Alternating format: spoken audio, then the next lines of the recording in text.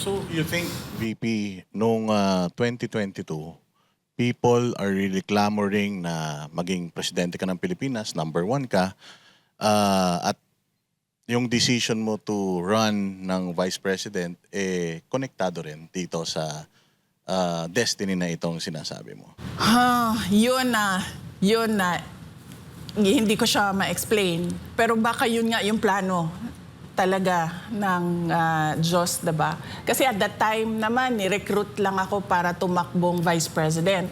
Tapos ang reason naman ng decision ko tumakbong vice president ay dahil, yun nga, may yung plataforma namin ay continuity and unity. Ibig sabihin, itutuloy yung mga magandang nagawa ng Duterte administration.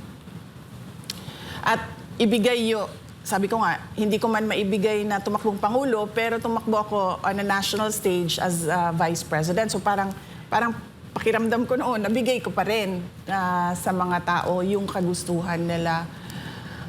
Hindi ko ma-explain. On the hindsight, baka nga ganun ang ginawa ng Diyos para ihanda ako sa pagtakbo ko bilang Pangulo. So, connected din sa sa pangalawang tanong.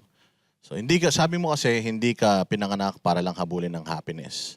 So, kung hindi happiness, VP, ano ang mission mo talaga?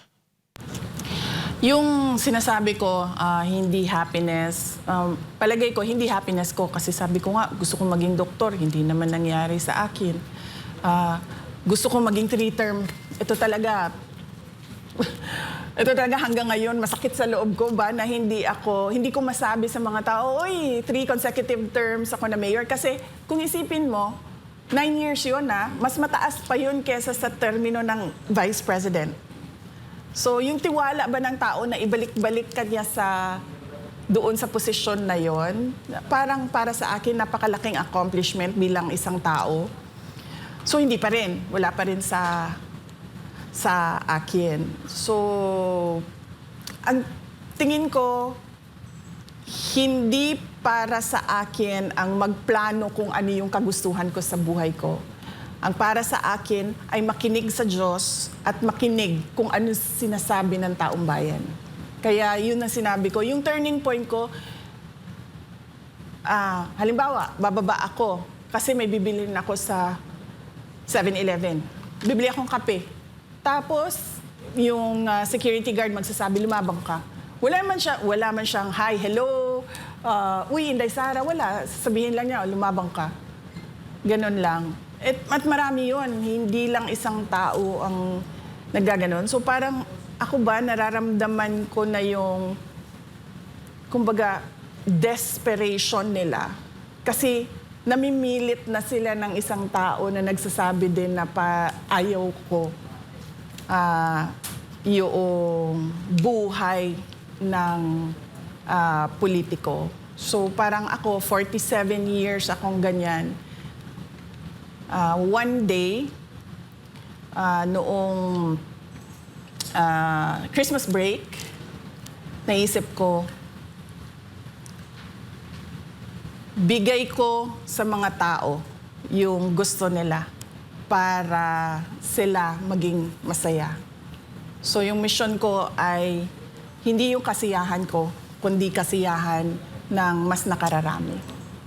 Actually, ma'am, ikiwento ko lang sa inyo itong mga nakaraang panahon.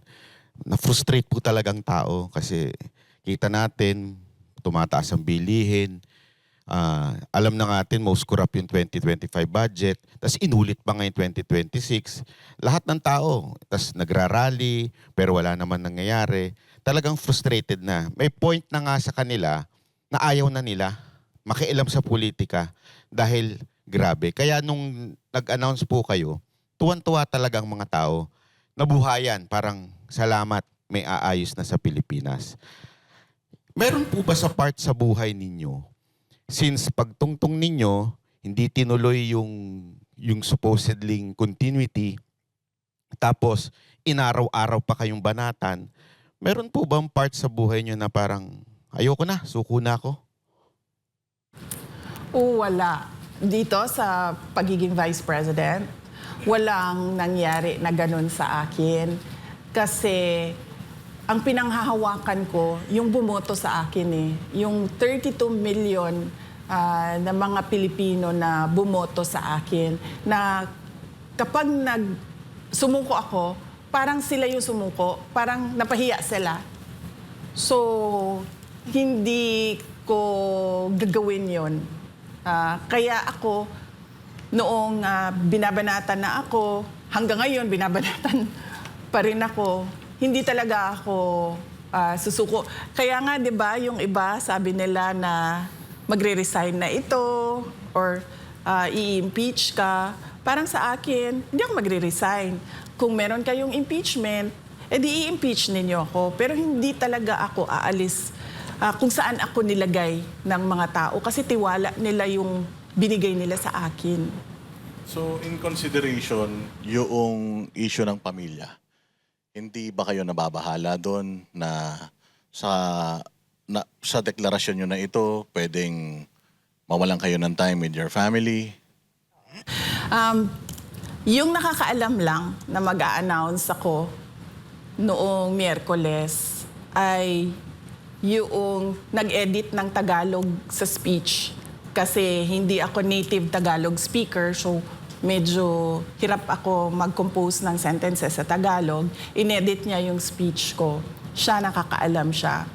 Pangalawa, yung husband ko, si Manases, at yung mga anak namin.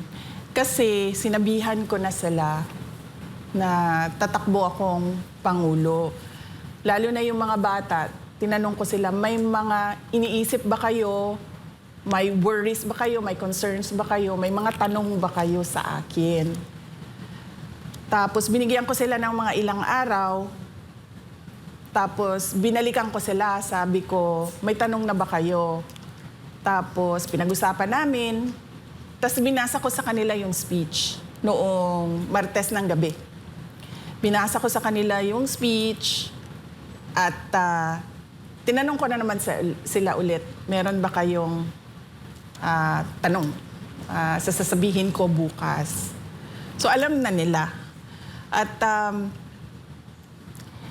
nasanay na rin sila sa nakaraan na 2.5 years na vice president ako na ano talaga, minsan nandyan, minsan wala. Tapos dumagdag pa yung nangyari kay dating Pangulong Rodrigo Duterte. So parang naka-adjust na yung mga anak ko sa trabaho ko. At paniwala ko, hindi na rin, kasi mas mature na sila ngayon, tumanda na yung mga bata simula noong 2022. So paniwala ko, may iintindihan na nila kung ano yung mga kailangan ko gawin para sa bayan. So, ibig sabihin po pala, walang nakakaalam na ibang politiko or any supporter, funder. Talagang sarili niyong desisyon ito dahil sa panawagan ng taong bayan sa inyo? Oo, walang kahit mga kapatid ko. Yung mama ko, sinabihan ko siya. Kaso hindi niya ata kasi naintindihan. Nagagawin ko na ngayon. Yun. Sinabihan ko siya, hindi para magpaalam, kundi para lang ma-inform siya. Pero yung nakakaalam talaga nung detalye, yung mga anak ko, tsaka yung asawa ko, tsaka yung nag-edit ng Tagalog sa speech. Pero may tanong din ng taong bayan kasi nung in-announce nyo to, galing po kayo sa The Hague kay Pangulong Duterte. Meron po bang sinabi sa inyo na nag-convince? Pilano nyo po ba? O wala po? Wala. Ang napag-usapan lang namin na politika doon ni Pangulong Duterte ay politika sa Davao City. Kasi binanggit ko sa kanya, kailangan na natin maghanda, sabi ko, for Davao City for 2028. Umuo naman siya. Sabi ko, gagawin na namin kung ano yung ginawa natin bago mag-2025. So, sisimulan na namin. So, yun yung napag-usapan namin. Pero national politics, wala kaming napag-usapan. In fact, kahapon lang siya sinabihan ng mga abogado niya na yung anak mo nag-declare na tatakbong Pangulo. At nagbigay siya ng note, napaka-ikli na note, at pinadala sa akin nung abogado. Pwede po kaya nating malaman kung hindi ito'y personal, mensahe niya at encouragement niya sa inyo po. Sige, sa susunod, magpaalam muna ako. Magpaalam muna ako kay dating Pangulong Duterte at magpaalam ako sa abogado niya. Pero kahapon siya sinabihan at nagpadala siya ng note. Kaya importanteng or interesado kaming malaman yon, VP, kasi siya din ang nagsabi na ang pagiging presidente hindi fit sa isang babae. Sa tingin ko naman sa lahat ng bagay, hindi lang sa pagiging Pangulo, ay walang gender consideration. Yung iba, meron silang paniniwala na merong mga trabaho na hindi para sa babae, pero para sa akin, ang pagiging Pangulo, walang kasarian, tama ba, no? Sex, wala siyang gender. So, yun siguro yung paniwala ni Pangulong Duterte at sa tingin ko hindi lang siguro siya yung may mga ganyan na paniniwala. Pero para sa akin, yung gender, wala yan. Nasaan yan? Yung kalooban ng tao at kakayahan ng tao.